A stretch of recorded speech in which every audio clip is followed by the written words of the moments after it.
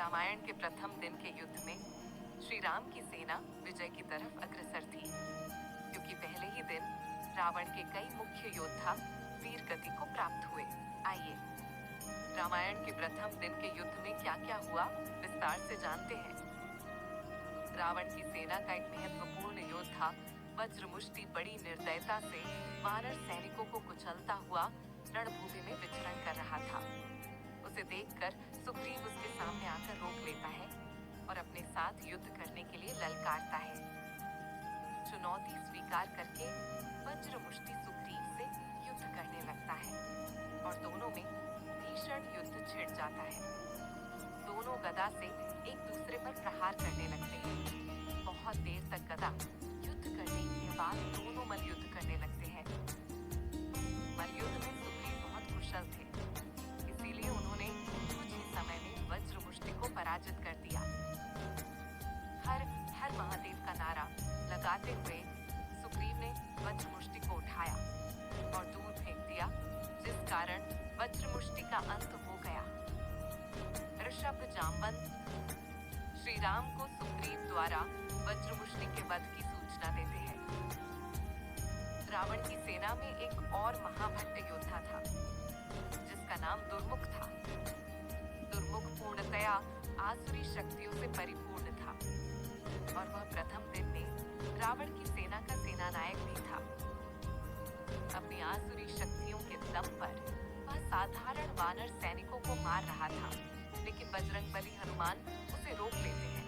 बोलते हैं कि सेनानायक तो वह, आज तुम्हारी मृत्यु मेरे हाथों से लिखी है। दुर्मुख भी हनुमान को देखते ही पहचान जाता है कि यह वही महाबली हनुमान है जिसने लंका को जलाकर भस्म कर दिया था।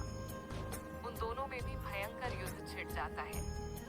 दोनों कभी गदा से प्रहार करते तो कभी मल्ल युद्ध करने लगते हैं। काफी समय तक युद्ध के पश्चात असुर दुर्मुख को बजरंगबली के असीमित शक्तियों का एहसास होने लग जाता है, लेकिन वह चाहकर भी पीछे नहीं हट पाता। इसीलिए हनुमान द्वारा उसे पछाड़कर उसका अंत कर दिया जाता है। दुर्मुख के वध की सूचना पाकर रावण अचंभित हो जाता है, क्योंकि वह मानता था कि दुर्मुख का अर्थ स्वयं यमराज का मुख होता है। जिज्ञासावश रावण पूछता है कि दुर्मुख का वध किसने किया। रावण का मुख्य गुप्तचर सुक उसे बताता है कि दुर्मुख का वध करने वाला कोई और नहीं, लंका जलाने वाला तथा अक्षय कुमार का हंता पवन पुत्र महाबली हनुमान है। सुग्रीव दुर्मुख के अंत की सूचना श्री राम को देते हैं। रावण का छोटा पुत्र प्रहस्त भी पहले दिन युद्ध करने के लिए रणभूमि में आता है। प्रहस्त धनुर्विद्या में निपुण था तथा अपने मायावी तीरों से वानर सैनिकों का संहार कर रहा था। उसे देखकर लक्ष्मण जी को लगा कि शायद रावण खुद आ गया है, लेकिन विभीषण ने उनको बताया कि यह रावण नहीं बल्कि का पुत्र प्रहस्त है। ये बड़ा ही मायावी तथा विकट योद्धा है। इससे युद्ध करना साधारण सैनिकों के बस की बात नहीं है। यह पूरी वानर सेना का अंत एक ही दिन में करने की क्षमता रखता है, इसलिए इससे रोकना अति आवश्यक है। विभीषण से प्रहस्त के पराक्रम की बात सुनकर लक्ष्मण जी कहते हैं, ठीक है, तो रावण के पुत्र के अहंकार को तोड़ने के लिए मैं स्वयं जाता हूँ। लक्ष्मण जाकर प्रहस्त को युद्ध के लिए ललकारते हैं। दोनों वीर कुमार में बाणों की जंग छिड़ जाती है। लक्ष्मण से युद्ध करते समय प्रहस्त ने एक मायावी बाण दूसरी तरफ वानर सैनिकों पर चला दिया, जिससे सैकड़ों वानर सैनिक मर गए। यह देखकर लक्ष्मण जी को रावण पुत्र प्रहस्त पर बहुत अधिक क्रोध आता है। तुम जीवित रहने के लायक नहीं हो, यह कहकर लक्ष्मण एक प्राणघातक बाण उस पर चला देते हैं। बाण लगते ही रावण पुत्र प्रहस्त वही ढेर हो जाता है। अपने पुत्र प्रहस्त की मृत्यु की खबर सुनकर रावण शोक स्तब्ध रह जाता है और क्रोधित होकर स्वयं युद्ध भूमि में जाकर अपने पुत्र के मृत्यु का बदला लेने की बात कहता है। लेकिन तभी मकराक्ष उन्हें रोक लेता है और कहता है कि महाराज मुझे जाने दीजिए, क्योंकि राम सबसे पहले मेरा शत्रु है। राम ने मेरे पिता घर का पंचवटी में वध किया था, इसीलिए सबसे पहले मुझे अधिकार है कि मैं राम से युद्ध करके उसका मस्तक काटकर अपनी माता के लिए लाऊं। इसलिए महाराज रावण, मुझे आज्ञा दीजिए कि मैं रणभूमि में जाकर राम से युद्ध करके उसका मस्तक काटकर अपनी माता के चरणों में डाल दूं। तभी मेरे प्रतिशोध की अग्नि शांत होगी। यह जानकर रावण खर के पुत्र मकराक्ष को युद्ध में जाने की आज्ञा देता है। रावण से आज्ञा लेकर मकराक्ष युद्ध भूमि में आता है और श्री राम को ललकारने लगता है।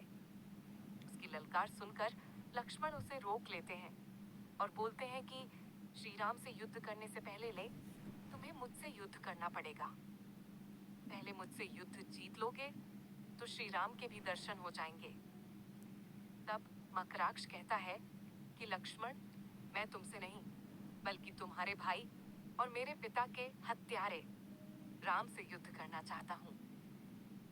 मैंने अपनी माता को वचन दिया है कि मैं युद्ध में राम का सर काटकर उनको सौंप दूंगा तथा उसके खोपड़ी में जल भरकर अपने पिता का दर्पण करूंगा। तभी मेरे मृत पिता खर की आत्मा को शांति मिलेगी। उसके ऐसी बातें सुनकर लक्ष्मण अंगद आदि उसका उपहास उड़ाने लगते हैं, लेकिन तभी श्री राम ने उन्हें रोक देते हैं, यह कहकर कि किसी के भी संकल्प का उपहास करना अच्छी बात नहीं है।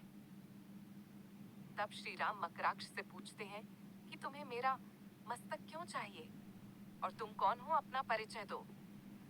तब मकराक्ष बताता है कि वह है राक्षस खर का पुत्र है, जिसकी हत्या श्री राम ने पंचवटी में की थी, और अपने पिता की मृत्यु का बदला लेने के लिए ही मैं तुमसे युद्ध करने आया हूँ। श्री राम उसकी चुनौती को स्वीकार करते हैं और युद्ध करने लगते हैं। मकराक्ष तीर पर तीर चलाया जा रहा था, लेकिन श्री राम बड़े ही सहज तरीके से उसके सभी बाणों को निष्फल कर रहे थे। फिर मकराक्ष अपनी मायावी आसुरी विद्या का प्रयोग करने लगता है, जिससे एक बार श्री राम भी प्रभावित हो जाते हैं, लेकिन विभीषण से जानने के बाद वह उससे मुक्ति पा लेते हैं। अंत में श्री राम प्राणघातक बाण के द्वारा मकराक्ष का भी अंत कर देते हैं।